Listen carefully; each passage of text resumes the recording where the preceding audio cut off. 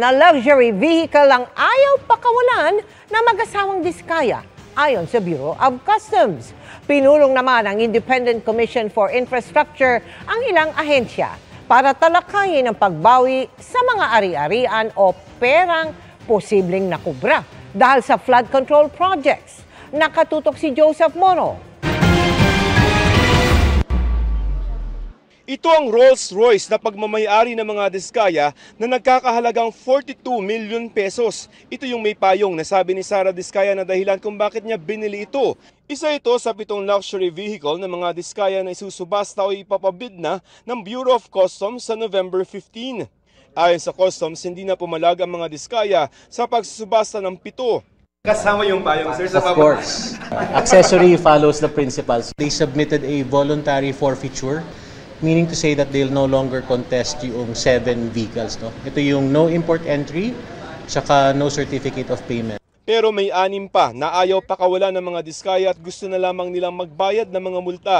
Pero hindi ito madaling gawin dahil hinahabol ito ng Bureau of Internal Revenue o BIR. We are also in receipt of a notice of distraint and levy from the BIR.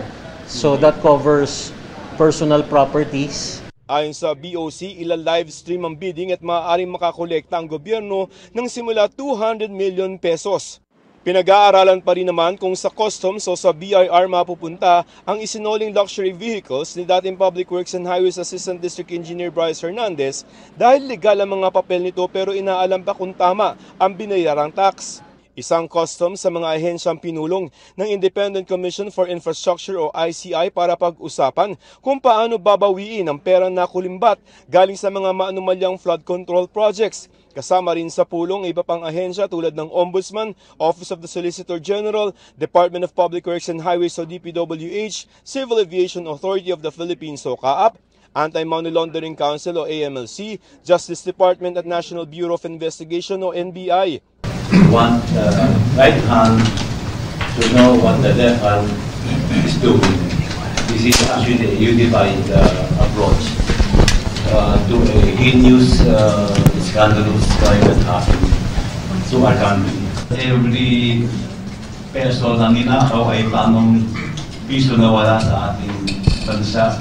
Magtulungan para makibalik ang pera na pag-aari ng taong bayan. Ayon sa DPWH at Ombudsman, habang naghihintay na maisampa ang mga kasong kriminal, pwede na maghain ng kaso para bawiin yung mga ari-arian na mga opisyal ng gobyerno na sangkot sa mga maanumalyang flood control projects at pwedeng gamitin dyan yung SALN o yung Statement of Assets, Liabilities and Net Worth ng mga opisyal ng gobyerno. Sa ilalim ng Republic Act 1379 o batas tungkol sa forfeiture o pagbawi ng mga iligal na yaman ng mga opisyal ng gobyerno, kung makikita na may mga ari-arian ng isang taga-gobyerno na sobra sa kanyang kinikita, maaari itong ituring na unlawfully acquired o illegal na nakuha. So when there's a disproportion between the amount in the SALN and the wealth that you see, yung lifestyle check, then you can forfeit what is over and excessive. Mas madali kaysa sa isang criminal na kaso, mas mabilis. Para sa GMA Integrated News, Joseph Morong, nakatutok 24 oras.